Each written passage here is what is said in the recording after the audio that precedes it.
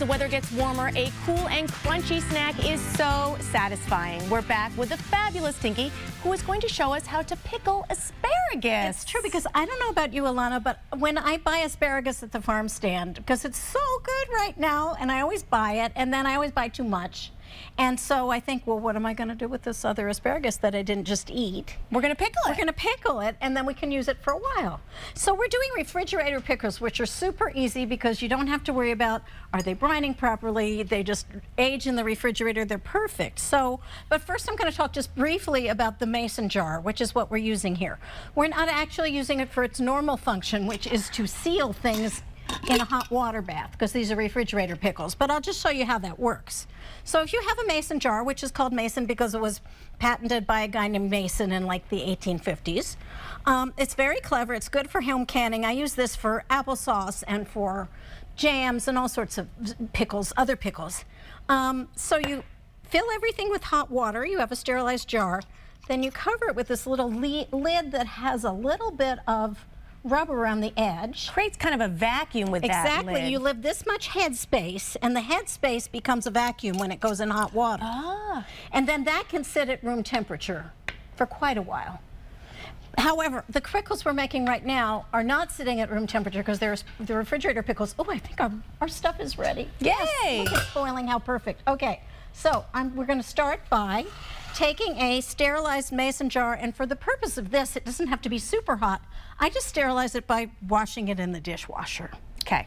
Then we're going to put into it asparagus. So I've already, some of these I've snapped off the ends, and as you guys probably know, that's the easiest way to, you just see where they want to snap. I was going to ask you if that's the what I effective do. way. You just listen to the asparagus. Yes, Let exactly. it tell you and where then it these needs pieces to. you can use in soup. My dog happens to like them. Oh, really? Or you can compost them. So what we want to do is, these are some that I've already snapped, and what I'd like to have you do is see how they fit in. If they don't quite fit in, we have to cut them a little. Sounds good. So because they can't go over the top of the jar. Obviously there will be some cutting involved. Okay, so we'll trim some of these guys. Yeah. Now this is local, our local famous Hadley experiments. Grass, right, as we call it. Yes. Hadley Grass, which used to be the most famous asparagus in the world, and is still, in my opinion, the best asparagus. We're so lucky that we have this around here. We are, and people who don't get the fresh asparagus from farms have no idea.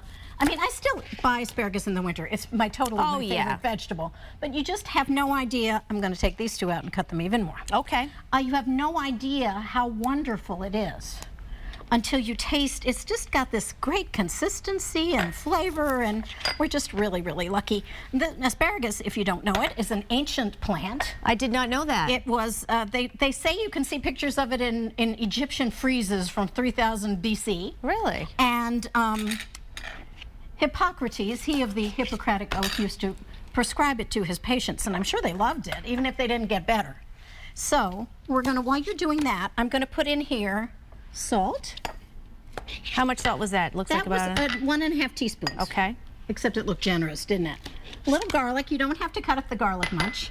Just chunky. Yep. A few peppercorns. Where did I put my dill? I'll be right back. The dill is in another section of the room. But dill is probably extremely important for this to make it, give it some flavor. And if you don't want dill, you can use another herb or another spice. I love dill, actually. In my little pickles. Okay, we got everything in there? I think so. Oh, little tiny bit, the tiniest amount of sugar. Interesting. It's just really to help with the preservation, but also to give it extra flavor. Then we use a canning funnel if possible. So this is called a canning funnel because it sits right in the jar. And then we take, I have here boiled some, whoops, let's get rid of the greenery, some vinegar and water. It's 2 parts water to 1 part white vinegar. That's it, and you've boiled it. You boiled it. So I'm going to do that. While I'm doing that, why don't you get our cobbler out of the oven? Okay, I've got a mix right here. I can get the cobbler. It's quite warm. Okay. And I will finish doing this, and then we can look at the final product of the refrigerator pickles too.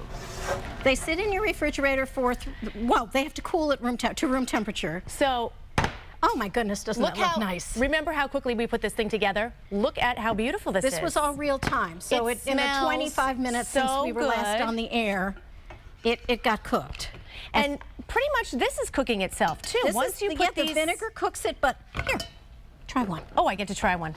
Yeah, so I forgot to mention that when I'm not using the jars that seal, I use these nice plastic, lids. See, it's nice and crunchy.